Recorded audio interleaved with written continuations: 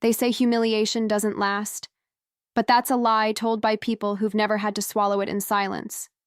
I stood in the corner of the grand dining hall, perfectly still, holding a silver tray. The chandelier flickered above like it, too, wanted to look away. Commander Alec Hartman, my employer, slammed his fist on the polished oak table, his face red from whiskey and arrogance.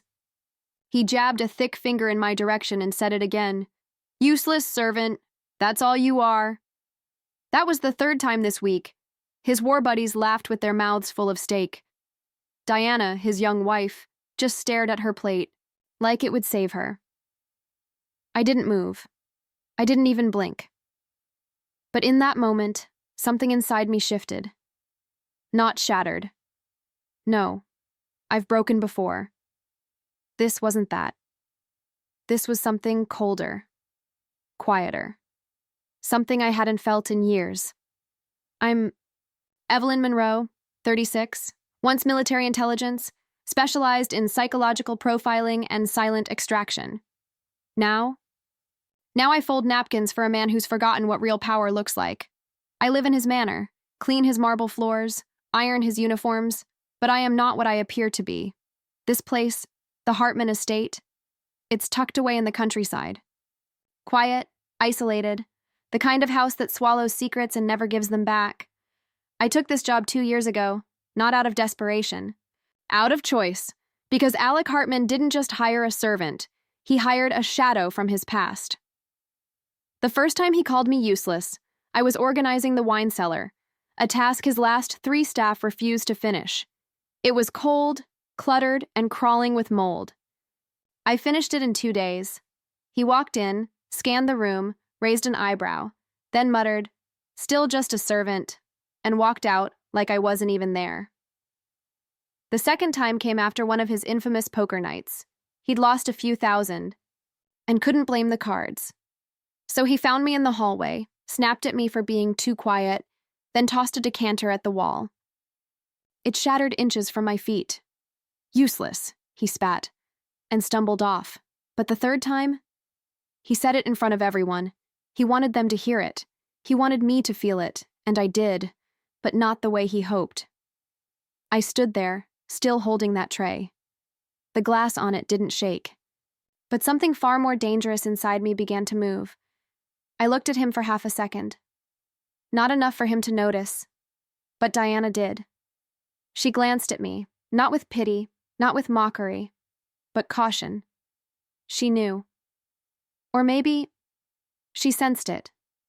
That I wasn't just some poor woman polishing silver and staying out of sight. I was watching, listening, and I was never going to forget this night. That dining hall? It smelled of roast meat and expensive wine, but to me it reeked of something else. Entitlement. Alec Hartman thought calling me useless made him powerful. He had no idea. He didn't insult a servant, he provoked a strategist, and he just became the final name on a very old list. Sometimes it isn't the wound that breaks you, it's the silence afterward. The part where no one comes, the part where your name gets erased, and no one ever asks why. 6 years ago, I was someone else. I had a name that mattered, a uniform that meant something, and a mission so dark, half of it still redacted on record: covert ops, psychological warfare. We weren't the kind of team they put on magazine covers. We were the ones they sent when negotiation had failed and violence had to be done, with precision. We specialized in extractions, getting people out of places no one was supposed to get into. And I was good. Too good. Then came the operation in Balk Province. We were told it was high value, a bioengineer held hostage by an unaffiliated militia. But it wasn't that clean. None of it was. We had boots on the ground. I gave the all clear. But at the last minute, command overrode us. Said go loud. That command came from Alec Hartman. He wasn't Commander Hartman back then. He was just another desk wolf. All bark, no blood. But he made the call. He overruled protocol, risked our timing. And because of him, they ambushed us. 2 of mine died in the dust.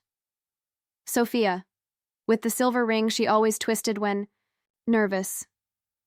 Reyes, who couldn't run fast enough that day. I got out. Barely.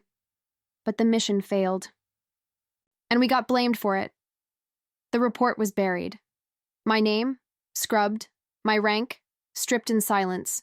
No funeral. No press. Just a quiet discharge and a cold goodbye. For 3 years after that, I disappeared. No lights, no records, no voice. Then I found the ad. Hartman Estate hiring a head housekeeper. Rural countryside. Isolated. No background checks if you looked and acted invisible. I didn't use my real name. Didn't need to. He wouldn't recognize me anyway. I was never important. To him. Just another tool in the field. But I remembered him. His voice over the radio. That smug certainty in his tone when he said, "Proceed, go loud, that's an order." So I took the job, and I played the part. The quiet housekeeper. Mild. Reliable. Invisible. I met Marcus first, the estate chef. Calm. Watchful. Doesn't talk unless necessary. He cooks in silence, listens in stillness. I respect that.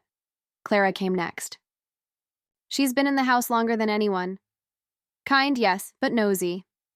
Always asking where I was before this. I told her, private caregiving, nothing interesting. She nodded, but I saw it in her eyes. She didn't believe me, but she liked me enough not to push. And then there's Ethan, the gardener, rough hands, prison tattoos, walks like he's still afraid of handcuffs. Loyal to Alec out of fear. I've seen the way he flinches when Alec's voice sharpens. He once said to me, "If he ever asks you to do something that don't feel right, don't ask questions, just say no." Then he walked away like it was just weather talk, but it wasn't. Alec treats everyone like property, the staff, the grounds, even Diana, his wife, especially Diana. He barks at her in public like she's a disobedient pet, never hits. But sometimes, I think silence cuts sharper, and then there's his dog, a mastiff named Caesar. Big, strong, more affection in that beast's eyes than in Alec's whole body. Even that dog obeys him out of fear. I kept my head down. That was the plan. Get close, stay small, learn. I told myself I wasn't here for revenge. I told myself I just wanted to see the man who ruined me, ruined us, without knowing who was dusting his whiskey cabinet. But then, he said it. Useless servant. The first time I flinched. Second time, I clenched my jaw. Third time, he laughed. He laughed in my face, and something broke. Not the old pain, not the memory of my team lying in the dirt. What broke was my lie. The one where I told myself I could forget. Where I said I didn't need justice. That I didn't need vengeance, because when a man who once called you sister looks you in the eye and calls you nothing, that's not just disrespect. That's erasure. That's a message. And I got it, loud and clear. The world thinks Alec Hartman is a war hero. But I know better. He left my team to die. And now he calls me useless because he doesn't know the truth. That I came back. That I'm right here. Inside his house. Inside his life. And I remember every single thing. They say ghosts don't exist, but I've heard one. Heard him. Laugh. Heard him speak my name. Like it meant nothing. It was just after midnight. I was returning the ledger to the study when I heard him, Alec, on the phone. The library door wasn't fully shut. Thin walls, thick voice. His laughter spilled into the hallway like poison. She ate dirt and vanished, he said, amused. Monroe was never anything special anyway, just another field mistake. You're welcome. I stood in the dark with my back pressed against the wall, breath held, pulse steady, but inside, the dam cracked. He remembered me. He knew, and he lied about it. He knew I was Evelyn Monroe, knew I didn't die. And still, he told someone I was gone, forgotten, erased. He didn't just survive the mission that destroyed my team. He built a career on top of it. I waited till 3 a.m. to move. The estate was silent, save for Caesar's soft breathing. outside Alex's bedroom. I knew Alex's habits. I'd studied him before I stepped foot in this house. Where he hid his keys, where he slept the hardest, where he locked the files he didn't want anyone to see. The top right drawer of his desk looked ordinary, but the false bottom beneath the dividers, that was military issue. Only someone who used to stash intelligence would know how to open it. I slid it open, and there it was, a small, battered black USB drive with a scuff on the left corner, same one he used to keep in the inner vest pocket back in Ops. It still had the custom voice encryption, but his voice hadn't changed, still smug, still slow, on vowels, authorization, Hartman, Alec, Delta, Alpha, 7. The green light blinked, then clicked. What I saw next didn't surprise me, it wrecked me. But it didn't surprise me. Classified mission files, redacted reports, pulled communications, there it was. My team's final assignment, stamped with the operation codename, Black Ember, and below that, the death certificate, signed and confirmed. All 5 of us, listed KIA, including me, except in my case. The line read, status, deceased, rogue action confirmed. Accountable, Monroe, E. Unauthorized trigger deployment. Sank into the chair, staring at the screen, and felt it all come rushing back, Kyle's voice in my ear, screaming over the comms. Abort, Ev. This isn't right. They're not hostiles. Do not fire. I hesitated. Then Alex's override came through. Go loud. Do it now. That's an order. I obeyed, and it cost my team their lives. I didn't know he'd recorded me as the one who disobeyed, that he'd told command I'd gone rogue, that the only reason I was never court-martialed was because he reported me dead. Later that night, I found an old voice memo in one of the folders, labeled Finch, Memo to Colonel Finch, one of Alex's longtime superiors. I played it. I know the girl didn't go rogue. Alex's story doesn't line up. But we can't afford a scandal, not after Qatar. I'm signing it through. Let this die quietly. If she's dead, it stays buried. His voice was tired, detached, like he was talking about a storm that had passed, except I was that storm. And I wasn't done yet. 2 days later, Alex's daughter showed up, Sophie Hartman. She looked just like her father, minus the rot, sharp. Eyes, cold face. She didn't speak much, just walked the halls like she was memorizing something. Clara told me, she only visits when Alex's hiding something or covering something up. Sophie passed me in the corridor once, didn't smile, didn't greet, just looked at me and said, "You've been here a while." I nodded. "Yes, ma'am." She stared for a moment longer, then replied, "You don't seem like someone who belongs in a uniform like that." Then walked away. Just like that. I don't know if she suspected something, but her eyes, they were too knowing. And then there was Leo, the head of Alex's private security, former mercenary. Balkan scars, titanium knuckles, fake friendliness. He kept tabs on the staff like it was second nature.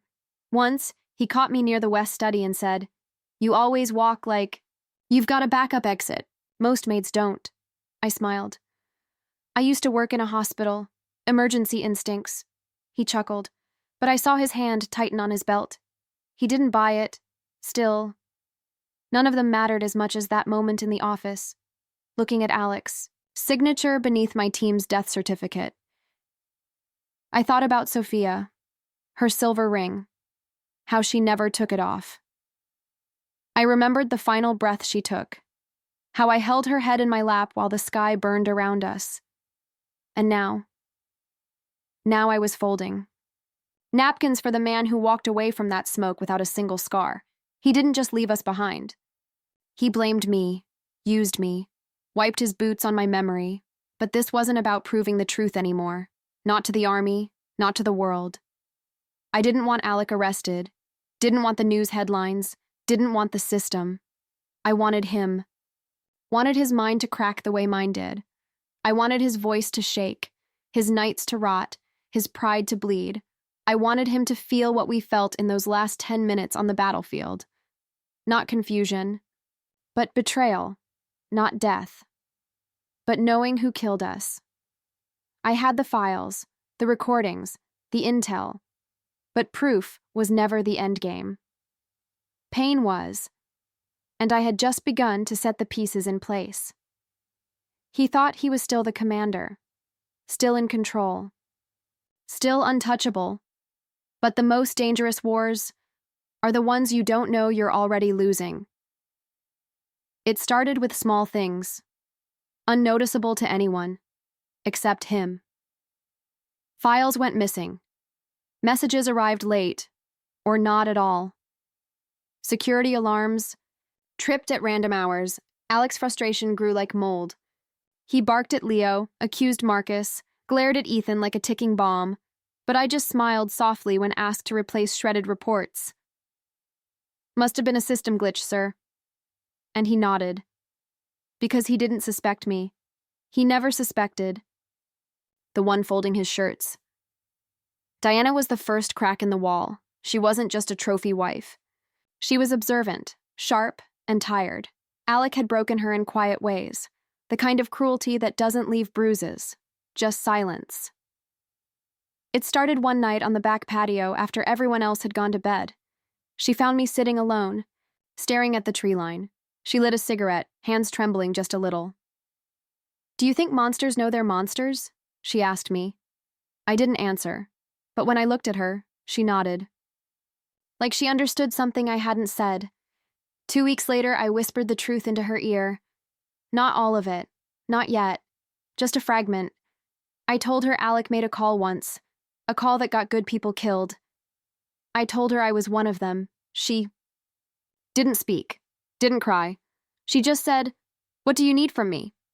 Her brother Paul was a lawyer. Smart. Conservative. Alec had threatened him once over a property dispute. Buried it in legal jargon and intimidation. Diana called him on a burner, said only 6 words. "It's about Alec. Please hear her." Paul listened, and after one long silence on the line, he sighed and said, "I've waited years to take that bastard down." Then came Maya, an old contact, brilliant, ruthless, discreet. We met during intel exchange drills. She once blackmailed a Russian colonel just for fun. I messaged her with a code phrase only she'd know. "Graybird sings at midnight." She responded in less than 3 hours. "What do you need erased or found?" I told her I needed Alex. Digital footprint, every cover-up transaction, encrypted file, offshore link. She didn't ask why. She just said, "You always paid your debts, Eve. I'll pay mine." I even found a use for Officer Reynolds, local law enforcement. Paid off by Alec for years, but bored. Corrupt men are dangerous. But bored, corrupt men, they're useful. I fed him a rumor. Said there was talk Alec might be hiding weapon shipments off-grid. Told him I'd seen something that looked like military-grade crates in the cellar. Reynolds raised an eyebrow. "You tell me what I want, and I'll forget what you need me to." I said, "Start watching the estate, quietly." He said, "Consider it done." The staff were next. "Ethan?" I caught him pocketing cash from Alec's drawer. He froze when he saw me standing in the doorway, thought I'd turn him in. Instead, I just said, "He treats you like trash. How long before he decides you're not worth keeping?" Ethan looked at the floor, then asked, "What do you want?" "Loyalty," I said, and silence. He nodded. Marcus was harder, quiet, proud, had served Alec faithfully until I showed him a transcript. Alec, after one too many drinks, bragging about how he'd tolerated that cook despite his inferior background. Marcus read it, put the paper down, and said, "My grandmother died cleaning houses for men like him." Then he turned to me. "I'll help, but I want to see him fall." Even Leo, cold, disciplined Leo, cracked. It took a while, but one night I showed him a file, a bounty, from a decade ago, placed by Alec on a fellow soldier's head during a covert op, just to win a bet. Leo stared at it for a long time. Didn't speak. Then he said, "I once thought Alec was a lion. Turns out he's just a coward with good PR." And that was it. One by one, the men around Alec stopped protecting him. They didn't say it out loud, but I saw it in the way they walked past him. Less respect, more indifference, no fear. And finally, it was time for the trap. I staged the break-in myself, used gloves, disabled cameras, slipped into Alec's private study, and stole the original mission files, the unedited, raw truth. Then I left behind just enough: a glove, a tool, a fingerprint on a frame that wasn't mine, enough to make him suspicious of his inner circle, enough to make him paranoid. And he took the bait. Started questioning everyone, started drinking more, yelling at Diana, exactly what I wanted. Then, I sent the invites a reunion party to honor Alec Hartman's military service. War buddies, retired officials, a few young cadets who admired the legend, and one journalist from a respected military magazine. The journalist was promised an exclusive look at a heroic legacy. What she got was the truth. I disguised it all as tribute footage, a presentation Alec thought he'd approved, music, old clips, decorated images of him in uniform. But then, slide by slide, the tone shifted. Classified reports, voicemails, false mission briefings, names, dates, deaths, and finally, the file Alec signed, declaring me dead, blaming me. He stood up during the last slide, face pale, hand trembling. He looked around the room like he couldn't breathe. Like someone had just ripped the metals off his chest and shown the holes beneath. The silence wasn't polite. It wasn't shocked. It was disgusted. Someone whispered, "He killed his own people." Another said, "He covered it all up." Even Sophie, his daughter, just stood still, didn't rush to his side, didn't offer comfort. She looked at me, and for the first time, gave the smallest nod. He walked out. No one followed, not Leo, not Marcus, not Ethan, not even Diana. Alec Hartman thought he was the master of the game, but I was never his servant. I was the mirror, the reckoning, the consequence. That took her time. He once told a friend I ate dirt and vanished, but I didn't vanish. I evolved, and now, so would his legacy. One ruined truth at a time. There's a special kind of silence after someone loses everything. It doesn't scream. It doesn't beg, it just stares at the ruins. And Alec Hartman finally stood in that silence. The morning after the party, he stormed into the dining room like a man still pretending he wasn't bleeding. Eyes bloodshot, voice loud, chest puffed. He threw the remote on. The table, the tribute footage still burned into the screen behind him. "You think this means something?" he snapped. "It's edited! Fake! You think anyone will believe a maid over a decorated officer?" He called me a liar, a traitor.